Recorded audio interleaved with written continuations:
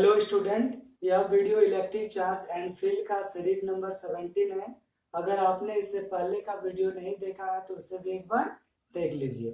इस वीडियो में हम लोग इलेक्ट्रिक डायपोल के कारण इलेक्ट्रिक डायपोल के इक्वेटोरियल लाइन पर जो इलेक्ट्रिक फील्ड बनेगा उसको हम लोग निकालने के लिए सीखेंगे।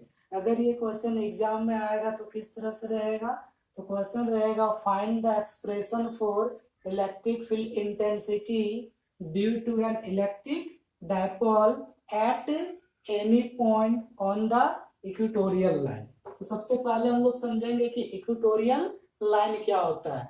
तो जो इलेक्ट्रिक डायपोल होता है, इलेक्ट्रिक डायपोल के मिड पॉइंट पर जो परपेंडिकुलर लाइन ड्रॉ करते हैं उस परपेंडिकुलर लाइन को ही क्या बोलते हैं, इक्वेटोरियल लाइन। तो हम लोग सीखेंगे कि कैसे हम लोग इलेक्ट्रिक फील्ड को फाइंड आउट कर सकते हैं। तो पहले हम लोग क्वेश्चन को पढ़ेंगे, electric field intensity due to an electric dipole. आपको किसका जरूरत पड़ेगा, इलेक्ट्रिक डायपोल का। तो सबसे पहले हम लोग इलेक्ट्रिक डायपोल बनाएंगे और हमको पता है कि इलेक्ट्रिक डायपोल मूवमेंट का डायरेक्शन क्या होता है, नेगेटिव टू पॉजिटिव। तो हम लोग जब भी इलेक्ट्रिक डायपोल बनाएंगे पहले क्या लेंगे, माइनस क्यू, फिर क्या लेंगे, प्लस क्यू, और इस इलेक्ट्रिक डायपोल का नाम रख देते हैं ए बी। इस इलेक्ट्रिक डायपोल का मिड पॉइंट होगा, उस मिड पॉइंट को हम लोग क्या बोलेंगे, ओ। हमको पता है कि जो इलेक्ट्रिक डायपोल होता है उस इलेक्ट्रिक डायपोल का टोटल डिस्टेंस हम लोग 12 मानते हैं। तो मिड पॉइंट से माइनस क्यू के बीच का जो डिस्टेंस होगा उसको 2l भी बोलते हैं, 2a भी बोलते हैं। तो इसको अगर मिड पॉइंट का डिस्टेंस होगा तो यहाँ से a से o के बीच का a हो जाएगा, सिमिलरली o से b के बीच का जो डिस्टेंस होगा वो भी क्या हो जाएगा, a हो जाएगा। या फिर इसके जगह पर हम लोग l का भी यूज कर सकते हैं। अब हम लोग क्या करेंगे, अब डायपोल बना लिए eight any point on the equatorial line. तो सबसे पहले हम लोग इक्वेटोरियल लाइन ड्रॉ करेंगे। और इक्वेटोरियल लाइन होता क्या है, तो जो डायपोल होता है उस डायपोल पर जो हम लोग डायपोल के मिड पॉइंट पर जो लोग परपेंडिकुलर लाइन ड्रॉ करते हैं उसी परपेंडिकुलर लाइन को ही क्या बोला जाता है, electric equatorial line. Equatorial line उसको बोला जाता है। अब इस पॉइंट पर हमको मान लेते हैं, इसका एक पॉइंट क्या चूज कर लेते हैं, पी पर हमको क्या करना है, इलेक्ट्रिक फील्ड निकालना है या फिर कितना है। तो उसको पता करने के लिए हम लोग पॉइंट पी पर क्या रखेंगे, टेस्ट चार्ज रखेंगे। और टेस्ट चार्ज का नेचर क्या होता है, पॉजिटिव की नेगेटिव। तो हम लोग जो टेस्ट चार्ज लेते हैं वो क्या होता है, स्मॉल पॉजिटिव चार्ज। अब सपोज दैट यहाँ पर स्मॉल पॉजिटिव चार्ज है और माइनस क्यू के कारण हम लोग क्या निकालना चाह रहे हैं, पी पर इलेक्ट्रिक फील्ड। तो ये माइनस क्यू है और पी पर कैसा चार्ज है, पॉजिटिव चार्ज है। तो ये माइनस क्यू उस पॉजिटिव चार्ज को क्या करेगा, अपना तरफ अट्रैक्ट करेगा।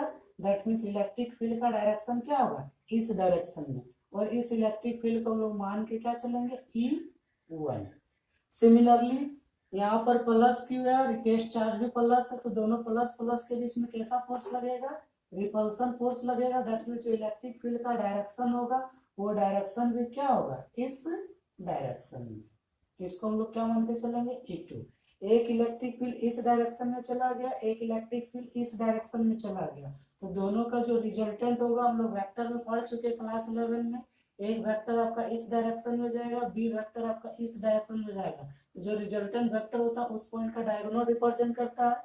तो सिमिलरली इसका जो रिजल्टेंट इलेक्ट्रिक फील्ड इंटेंसिटी होगा उसको को रिप्रेजेंट करेगा, उस पॉइंट पर ड्रॉ किया गया डायगोनल। अब इसको हम लोग क्या करेंगे, पैरेललोग्राम के अकॉर्डिंग इसको बना देते हैं।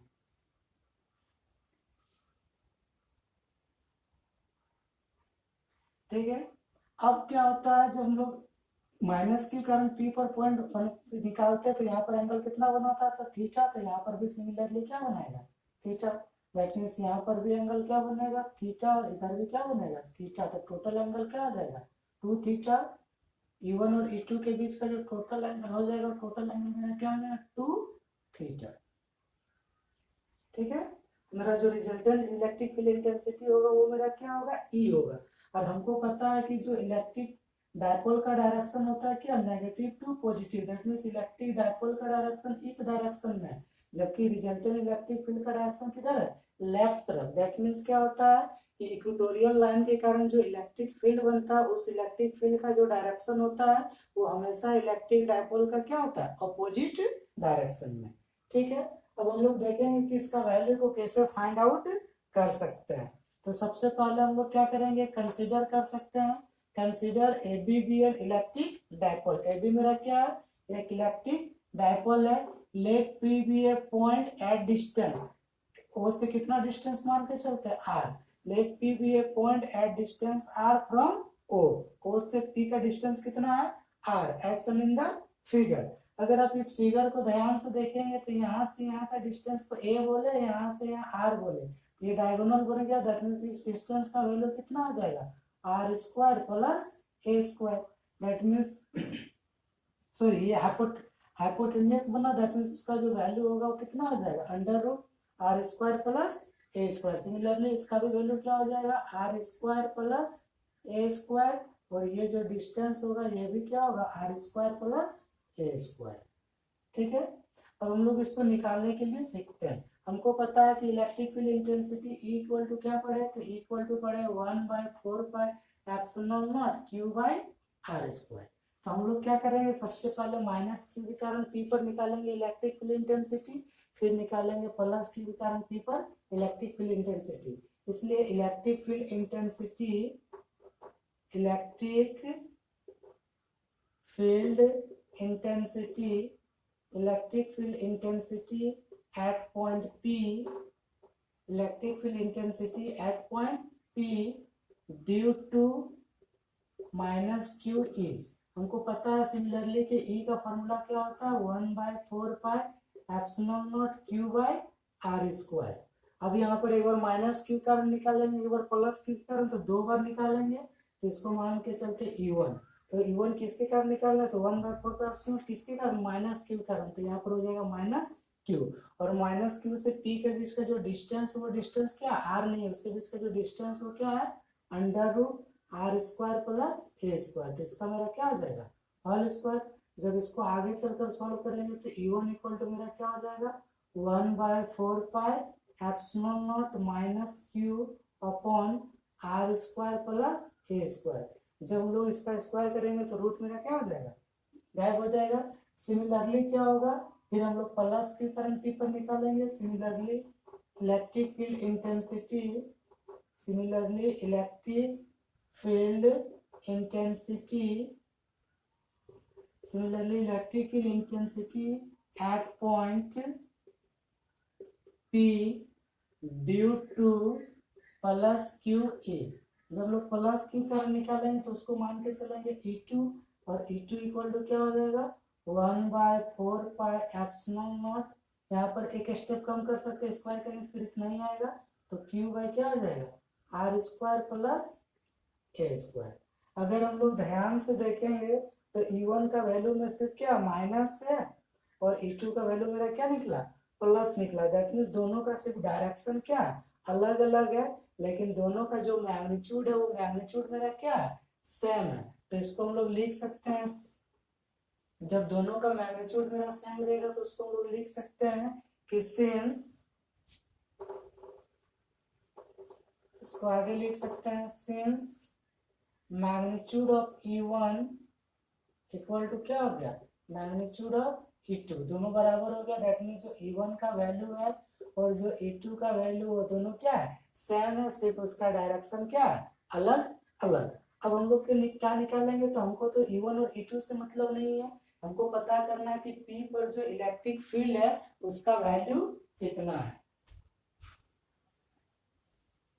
तो P पर हम लोग इलेक्ट्रिक फील्ड निकालने के लिए हम लोग क्या कर सकते हैं, यहाँ पर पैरेललोग्राम का लॉ भी यूज कर सकते हैं। और हम पैरेललोग्राम लॉ में हम लोग पढ़ चुके हैं कि जो इलेक्ट्रिक रिजल्टेंट वेक्टर होता है वो resultant vector R equal to क्या होता है, under root A square plus B square plus 2ab cos theta. Similarly यहाँ पर रिजल्टेंट इलेक्ट्रिक फील्ड E के जगह E हो जाएगा, A के जगह क्या हो जाएगा, E1 का स्क्वायर, B के जगह क्या हो जाएगा, E2 का square plus 2ab cos theta के जगह क्या आ जाएगा, E1 और E2 के बीच का एंगल, तो E1 और E2 के बीच का एंगल कितना है, 2 थीटा। तो यहाँ पर डायरेक्ट क्या आ जाएगा, cos थीटा के जगह cos 2 थीटा हो जाएगा। तो इसलिए निकालेंगे इस therefore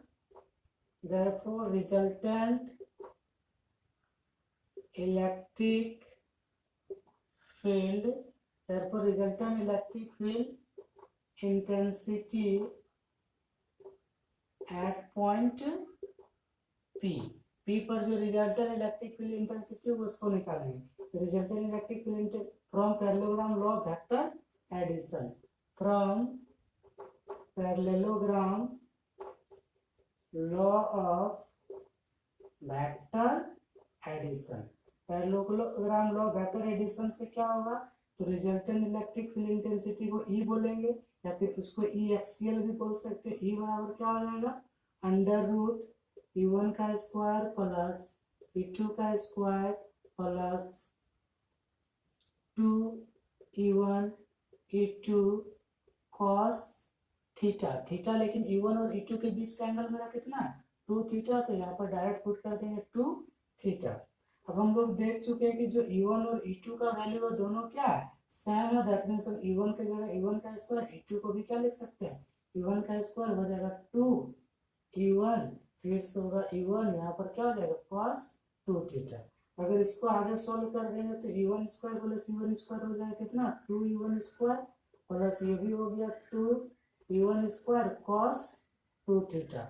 दोनों में हम लोग क्या कर सकते हैं, 2 E1 स्क्वायर को क्या कर सकते हैं, कॉमन ले सकते हैं, उसका सिर्फ मैग्नीट्यूड लेना है ना।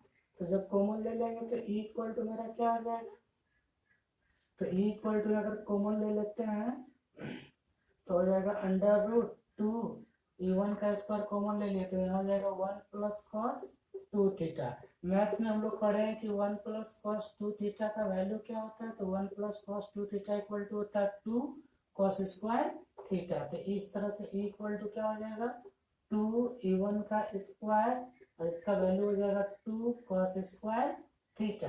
अगर E ले लेंगे तो इसमें से 2 और 2 कितना हो जाएगा, दो को 2 में से एक 2 बाहर निकल जाएगा, E1 स्क्वायर से E1 बाहर निकल जाएगा, cos स्क्वायर थीटा से क्या होगा, cos बाहर निकल जाएगा। अब हमको 2 का वैल्यू पता है, E1 का वैल्यू पता है, सिर्फ cos थीटा का वैल्यू निकालना होगा। तो cos थीटा के लिए कोई भी एक ट्रायंगल ले लेते हैं, इसको इक्वेशन 1 मान लेते हैं।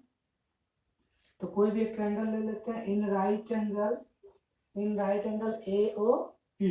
अगर हम लोग AOP लेते हैं तो cos थीटा आ जाएगा, तो cos थीटा बराबर क्या होता है, B/H। तो सामने वाला P हो गया तो ये क्या बनेगा B, तो B का काम कौन करेगा, AO, और H का काम कौन करेगा, AP। AO का वैल्यू A है और AP का वैल्यू कितना है, under root R square plus A square. Putting this value in equation 1, putting this value in equation 1, जो भी वैल्यू निकला सबको हम लोग इक्वेशन 1 में क्या करेंगे, पुट कर देंगे। इक्वेशन 1 में क्या है, E है, 2 के जगह 2 हो जाएगा। E1 का वैल्यू अगर आप उसका डायरेक्शन दिखाना चाहेंगे तो डायरेक्शन दिखाने के लिए माइनस का यूज कर सकते हैं, और अगर डायरेक्शन नहीं दिखाना है तो सिर्फ क्या करेंगे, उसका मैग्नीट्यूड का यूज करेंगे। तो मैग्नीट्यूड कितना निकला था E1 का वैल्यू, तो 1/4 pi epsilon not Q upon R square plus A square. फिर यहाँ पर क्या है, cos थीटा, तो cos थीटा का वैल्यू कितना निकला, तो cos थीटा का जगह हो जाएगा A upon R square plus A square. जब इसको हम लोग आगे बढ़ाएंगे तो आगे बढ़ाने से क्या होगा, तो आगे बढ़ाएंगे तो E इक्वल टू हो जाएगा मेरा कितना, 1/4 पाई एप्सिलॉन नॉट, इसको लिख सकते हैं Q, और जो 2 था और जो A था उसको एक साथ लिख दिए 2A। इसका पावर कुछ नहीं तो 1 और इसका पावर 1/2, दैट मीन्स दोनों मिलकर क्या हो जाएगा, R square plus A square का पावर 3/2। दैट मीन्स जैसे सिंपली लिखा है R square plus A square, तो इसका पावर कुछ नहीं तो 1 है, और यहाँ पर लिखा under root R square plus A square, तो इसका रूट को अगर हटा देंगे तो इसका पावर कितना होगा, 1/2।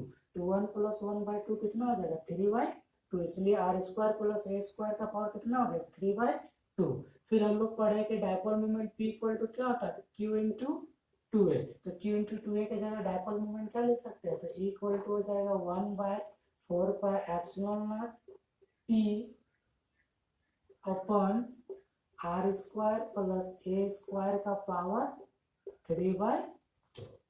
ठीक है, तो ये मेरा क्या हो गया, इक्वेटोरियल लाइन के कारण इलेक्ट्रिक फील्ड इंटेंसिटी। और अगर इसका हम लोग डायरेक्शन देखते हैं तो E1 का वैल्यू माइनस था, दैट मींस इस डायरेक्शन में आएगा।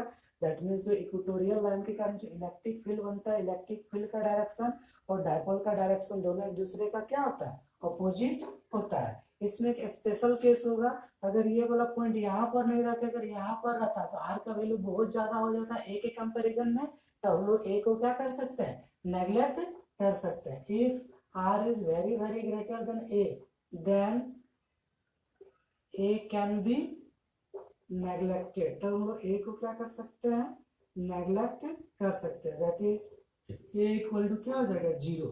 तब इक्वल टू क्या निकलेगा, तो इक्वल टू निकलेगा 1/4 epsilon naught P upon R square plus A का जगह हो जाएगा 0 का पावर 3/2, 0 स्क्वायर हो जाएगा, तो इक्वल टू कितना हो जाएगा 1/4 एप्सिलॉन नॉट पी। अब आर स्क्वायर को तोड़ेंगे 3/2 से, 2 कट जाएगा तो नीचे हो जाएगा पी अपॉन क्या हो जाएगा R cube. That means equatorial line के कारण जो इलेक्ट्रिक फील्ड होता है, इलेक्ट्रिक फील्ड का वैल्यू कितना होता है 1/4 epsilon naught P by R square plus A square का पावर 3/2।